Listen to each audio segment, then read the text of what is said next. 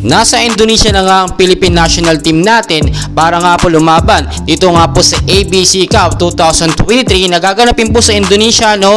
At nakita po natin talagang hindi po ganoon ka-solid ang mga lineup at marami po bumabatikos at marami din nagsasabi at talagang naiinis bakit daw po ba si Coach De Brito pa rin ang kinuwang head coach ng ating national team na lalaban nga po sa ABC Cup 2023. At nakita rin po natin 7 player po ng Akari Chargers ang kanilang pinasok dito nga po sa ating national team. Bakit kamo? Dahil nga itong si De Brito ang head coach.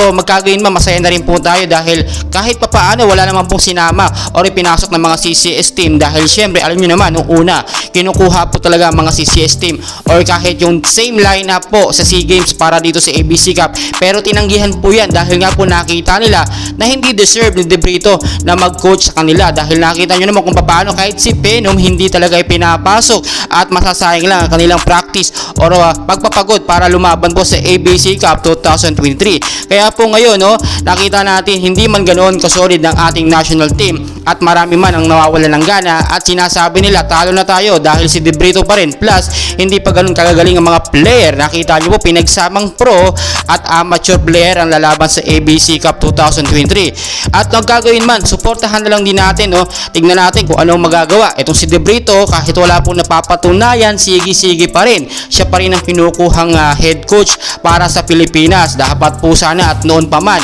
ay Pilipino talaga ang dinadala bilang head coach at hindi po ibang lahi yung may concern po sa ating bansa at may concern sa ating Philippine national team dahil Pilipinas po ang lalaban, hindi naman po Brazil, di ba? Dapat po sana bigyan ng priority ng management po ng volleyball sa Pilipinas na Pilipino po sa susunod ang kunin dahil nasasayang po ang galing ng ating mga volleyball player kung naman po malamya o hindi naman marunong ang head coach. Kaya guys, no, ano po masasabi ninyo, no? Please comment down below.